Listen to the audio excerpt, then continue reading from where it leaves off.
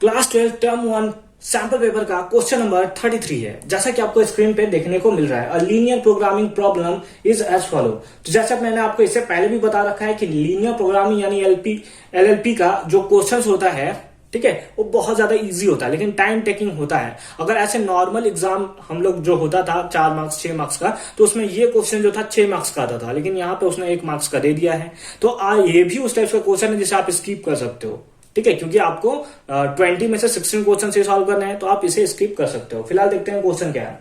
Question हमारा यहाँ पे दिया हुआ है, मिनिमाइज हमें दिया हुआ है z इक्वल्स टू, मतलब जो z equals to 30x plus 50y इसको हमें मिनिमाइज करना है, मिनिमम वैल्यू हमें फाइंड आउट करना है। सब्जेक्ट टू कांस्टेंट हमें दिया है 3x plus 5y is greater than और equals to 15, 2x plus 3y is less than और equals to 18, x is greater than 0, y is greater than 0, यानी कि फर्स्ट क्वाड्रेंट के बारे में हमसे बात किया हुआ है। तो हमसे पूछ रहा है in the feasible region the minimum value of z occurs at. तो एक कहां पे अकर्स होगा, तो मैं आपको पहले ही डिस्क्लेमर दे देता हूं, क्योंकि 6 मार्क्स का क्वेश्चन था, तो ये तो टाइम लेगा आपका लगभग 6-7 मिनट, तो आपका लगेगा तो लगेगा, ठीक है। तो आप चाहो तो इसे स्किप कर सकते हो, आप एग्जाम में स्किप कर सकते हो, यहां स्किप मत कर लो भाई, इसका सॉल्यूशन तो देख लो आप लोग। तो हमें क्या दिया है, सब्जेक्ट टू कांस्टेंट जो हमें दिया हुआ है, इसी के बेसिस पे हम लोग क्या निकालते हैं, एक हम लोग फिजिबल रीजन निकाल लेते हैं। तो इसको हम लोग लेटर सपोज कर लेते हैं 3x plus 5y equals to 50। हाँ, हमारा यहाँ पे बिल्कुल है ग्रेटर देन इक्वल्स टू 15, लेकिन अभी कुछ देर के लिए हम लोग इसको इक्वल्स टू 15 सपोज कर लेते हैं। यहाँ पे हमारा कितना है, यहाँ पे हमारा है 2x plus 3y equals to 18। Steps ले लिया, एक बॉक्स हमने इसके लिए बना लिया, ऐसे बनाते हैं ना, ऐसे ही तो ड्रॉ करते हैं हम लोग। तो एक बॉक्स हमने इसके लिए बना लिया, यहाँ पे लिख लिया x, यहाँ पे लिख लिया y। एक बार अगर हम लोग x को 0 कर लेते हैं, x को 0 ले लेते हैं तो y हमारा 3 आएगा। एक बार y को 0 ले लेते हैं तो ये x हमारा 5 3 15 आ जाएगा। इसमें आते हैं तो क्या हो जाएगा हमारा, अगेन एक बॉक्स बना लिया हमने x y, है ना, क्या बना लिया, x और y।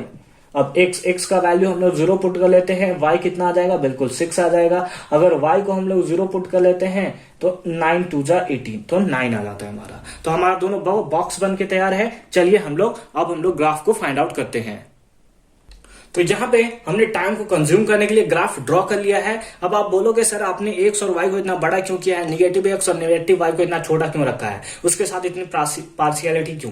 तो इसका रीजन है, यहाँ पे आपको दिया है ना, x जो है 0 से बड़ा है तो ऊपर ही ना होगा, y भी जो है 0 से बड़ा है मतलब ऊपर फर्स्ट क्वाड्रेंट में होगा, इसलिए इसको बड़ा रखा है हमने। चलिए x का वैल्यू 0, y का वैल्यू 3, x का वैल्यू 0, y का वैल्यू 3, जहां पे कहीं होगा कितना होगा 0,3, बिल्कुल अच्छी बात है। और कौन सा है, x का वैल्यू 5, y का वैल्यू 0, x का वैल्यू 5, y का वैल्यू 0, तो यही होगा, दैट इज 5,0। मैच कर ले, आप स्केल के थ्रू इसे मिला लोगे, स्केल के थ्रू इसे आप मिला लोगे, ठीक है, इस टाइप से और इस टाइप से, इस टाइप से और इस टाइप से, ठीक है।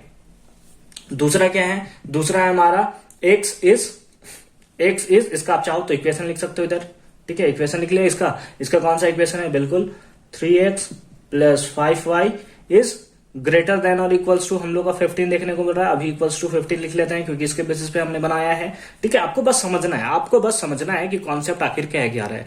x equals to 0, y equals to 6, x equals to 0, y equals to 6, यहाँ पे कहीं होगा, यानी ये पॉइंट कौन सा होगा, बिल्कुल 0,6, कौन सा होगा 0,6, ये पॉइंट हमारा।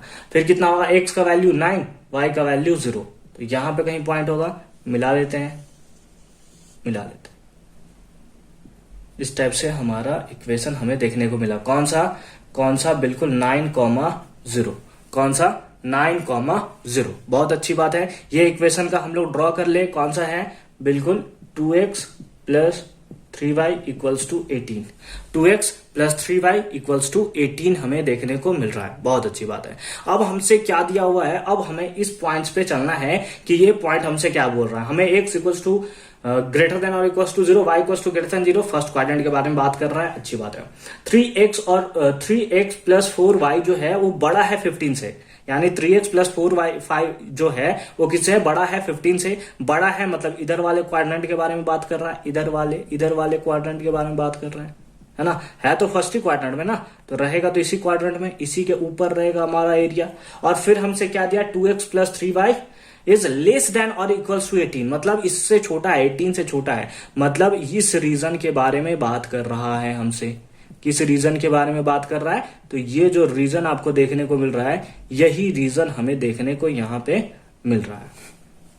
अच्छी बात है। तो इस पे हमें क्या बताना था, मिनिमाइज वैल्यू हमें बताना था। मिनिमाइज वैल्यू, तो हम लोग मिनिमाइज वैल्यू कहां बताते हैं, कॉर्नर पॉइंट्स पे, ये पॉइंट्स ये पॉइंट्स ये पॉइंट्स और ये पॉइंट्स पे। तो चलिए हम लोग एक तरफ लिखते हैं कॉर्नर पॉइंट्स और एक तरफ हम लोग लिखते हैं, क्या लिखते हैं, z इक्वल्स टू, एक तरफ हम लोग लिखते हैं कॉर्नर पॉइंट और एक तरफ हम लोग लिखते हैं z इक्वल्स टू, क्या लिखते हैं, 30x plus 50y, 30x plus 50y। अब कॉर्नर पॉइंट्स कौन कौन सा होगा, कौन कौन सा होगा, एक ले ले 0,6, 0,6, अच्छी बात है। एक हम लोग का कौन होगा 0,3, 0,3 लिख लिया हमने। एक होगा 5,0, 9,0, तो हमने लिख लिया 5,0 और हमने लिख लिया 9,0।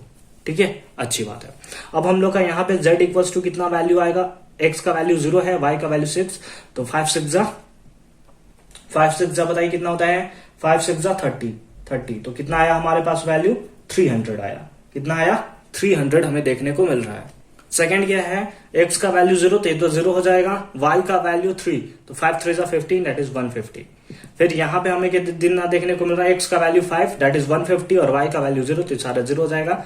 बिल्कुल यहाँ पर भी 150। यहाँ पे 9 है, 9 3 27, मतलब 270 और y का वैल्यू तो हमारा 0 हो जाएगा। तो हमें मिनिमम वैल्यू पूछा है, तो मिनिमम वैल्यू हमें 2 पॉइंट पे देखने को मिल रहा है ना, मिनिमम वैल्यू हमें 2 पॉइंट पे देखने को मिल रहा है। तो 2 पॉइंट्स पे इसका जो होगा वो राइट आंसर होगा, मतलब मिनिमम एरिया जो है वो z का अकर हो रहा है 2 पॉइंट्स पे, जो कि हमारा है option number D. Option number D is your right answer. तो आई होप कि ये क्वेश्चन आपको अच्छे से और क्लियरली समझ में आया होगा कि कैसे हमने इस टाइप के क्वेश्चंस का सॉल्यूशन किया है। ये टाइम टेकिंग है, इसे आप चाहो तो एग्जाम में स्किप जरूर से जरूर कर देना अगर ये बहुत ज्यादा टाइम टेकिंग आपको लग रहा है तो।